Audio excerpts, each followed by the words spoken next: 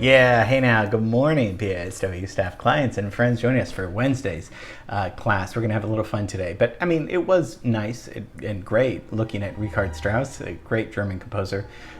Did all those lovely waltzes, not related to Johann, but still did, you know, they both did waltzes. And then your film scoring results are in for The Rocketeer. And we'll see your results on Friday. So they're looking really good. I mean, you guys are really becoming experts at this each week, so that's a really fun, one of my favorite parts of the week, to see your guys's and to share that on Friday. Okay, today you're going to say, why are we going to look at this? Why are we looking at somebody that's not a musician or a composer? Most of you guys, well, I know everybody's heard this guy's voice. He's known as the man with 1,000 voices. A lot of different legendary stories about this guy, and I just thought it would be really fun today to look at some of those voices that he did. I mean, yeah, I think you could be. I think he's a genius. What he did, and with Carl Stalling, who we did a whole class on, and we'll talk about Carl Stalling, was just amazing. And you know, you guys are actors too, and so a part of voiceover and all this stuff is acting. This guy was such a genius. So okay, let's get into the life and the world of Mel Blanc. At the end of his very first year in school, he comes running home with the happy news. Mama, I got I got skipped to the next class. They gave me I've been expelled. Blanc's the most prolific voiceover guy in the history of movies, of cartoons. He was the first guy to receive on-screen credit as the voice. I mean, and this is mostly starting in the 40s. We're going to take a look at his life and people around him. But the man of 1,000 voices, he was nicknamed. I mean, a doctor actually looked inside of his throat and noticed that he had thick, powerful vocal cords that gave him this range. So a doctor had never seen that, so maybe that was his special gift that he had in his throat. So more than 400 voices that he came up with. When you think of that, I mean, and he really came up with the characters.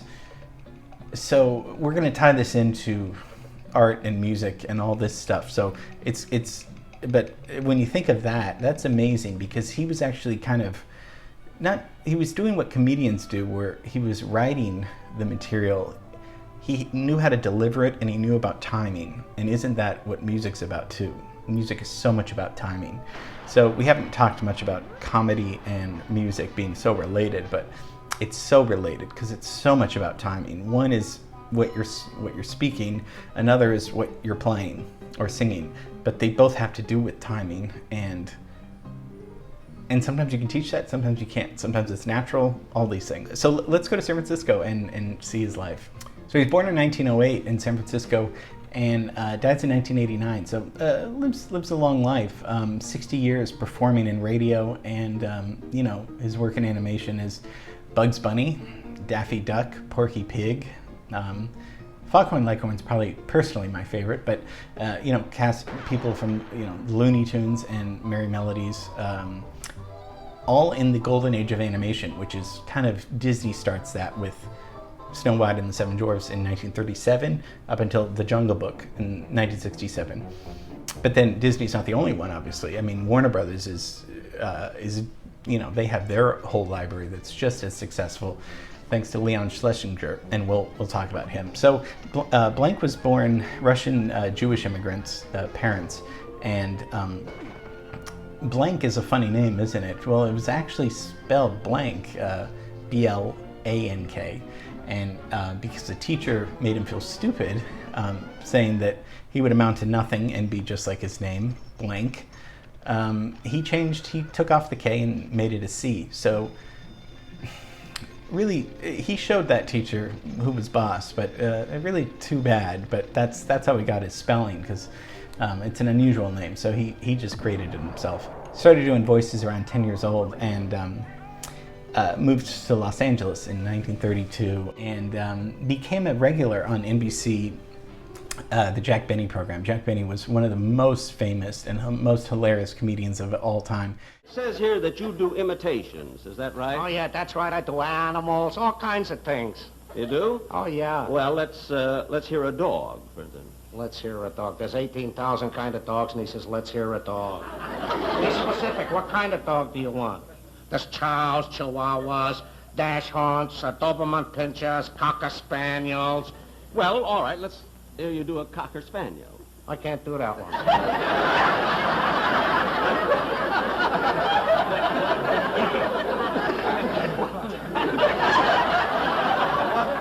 Well, what kind of a dog do you do? Well, I do small dogs, big dogs, happy dogs, sad dogs, and I also do a Saint Bernard. Oh, I'd like to hear that. A Saint Bernard. Yeah. Let's hear that.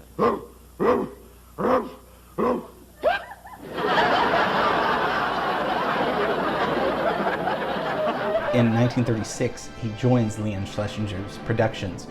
Leon was a distant, he was related to the Warner Brothers family, but he had his own production company that was, amazing. So in the late 30s, Schlesinger puts Carl Stalling and Mel Blanc together, and those two create the world of animation that we all know and love today. This is really, we did a whole class on Carl Stalling, American composer, arranger, and did all the Looney Tunes and Merry Melodies, amazing orchestrations. He would write his own music, but then if you remember, he would take Rossini, he would take very well-known and orchestrate them in a way that was so fun and lively. So with Mel Blanc and Carl Stalling, these guys, this was a match made in heaven for just amazing the amount of humor and cleverness these two guys shared.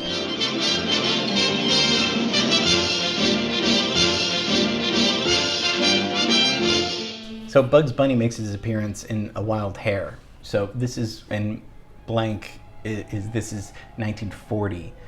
What's going on in the world in 1940? The war, right? It's mostly the war. Germany's and Italy taking most of Western Europe over, unfortunately. 1940 is when Pinocchio and Fantasia come out together. We did a class on Fantasia. And music-wise, what's going on? Is it the Beatles? No. It's swing music, right? 1940 is really, Glenn Miller and Bing Crosby. Those guys are the biggest. People need feel-good music. People also need feel-good, cartoons, something silly and something fun to take your mind off the horrors of the world, of the war. So that's what's going on. And Blanc is just, he's having so much fun in the studio doing these things. His voices are amazing. He originates Woody Woodpecker and works at Universal Studios and other places that we did a class on. And in the 60s, he starts doing Hanna-Barbera and Barney Rubble of the Flintstones, and amazing career. Hello, Acme Pet Shop? Yes? What's the big idea? I ordered a canary and not a dog. Is that bad? I think you're very fortunate. After all, dog is man's best friend, you know.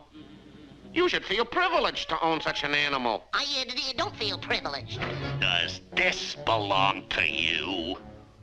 Get out of here, Rabbit! If there's any giving away cigars, Yosemite Sam will give them. Here you are, mister. Gee, thanks. Oh, a wise guy, huh? Who, me? Oh, I know lots of things. 2 and 2 is 4. Carson City is the capital of Nevada. George Washington was the first president. Got it. This guy knows too much, Muggsy. We'll take him for a ride. Okay, boss. Got in a really bad car accident in 1961, and right on Sunset, and the laws changed after that because people had been in accidents there before. But he did the voices. The Flintstones was in production, so he did the voices in his home bed and in the hospital bed, sometimes with a full body cast, and so that's how dedicated he was. started smoking cigarettes at a really young age. So about a pack a day until his age 77. So he dies at the age of 81 from from smoking. And on his gravestone, what do you think is up there on his epitaph? That's all, folks. So that's kind of funny. So I mean, it's really fun watching and hearing this guy. He explains that they would show him a picture. 'Cause, I mean, how does he do all this? First, they show me a character. Yeah. They tell me what he's going to do in the story. They have a storyboard of the still picture showing me what he's going to do in the pictures. Yeah. Porky Pig, I tell the kids at the colleges I wanted to be authentic about it. Yeah. So I went out to a pig farm and I wallowed around with the pigs for a couple of weeks. Then I come back to the studio and they kicked me out and said, go home and take a bath. Which I did. When I come back, I said, if a pig could talk, he would talk with a grunt. He said he was a little timid character. He'd talk with a grunt. You know, oink, oink, oink, oink. That's why Porky got his voice. Again, we talk about acting, and this is truly acting, but it's also creating. I mean, and you guys are creative, and that's why we're talking about Mel Blanc. He wasn't doing impressions. He was actually writing the material in a sense, because we do impressions now, but we do impressions of probably somebody that Mel Blanc created. So I almost credit him with being a writer in the sense of creating something out of nothing, out of these characters, and being so versatile. I mean, it does not sound at all like the same guy's doing all these different voices. Buster, it may come as a complete surprise to you to find that this is an animated cartoon. And that in animated cartoons they have scenery. And in all the years... You're a doctor in the house? I'm a doctor. What's up, Doc? Hey, baby, wait for me. I am strong too. I got a 3 of clubs. El gringo pussycat probablemente. Ole, arriba, epa, epa, arriba, ándale. Arriba, epa. Unhand those fair barnyard flowers. What's going on here? Well, don't stand there with your beak open. Say something. Explain yourself. Your tongue's flapping, but no noise is coming out of your big mouth. So Mel Blanc thought he deserved a class, thought this would be fun to do a little cartoon voiceover. I mean, so Mel Blanc and Carl Stalling, those guys really created some amazing entertainment that's still going on today. So hope you enjoyed that. Tomorrow we're gonna go back to LA, so it'll be fun. Miss you and love you, and see you tomorrow. Okay, bye.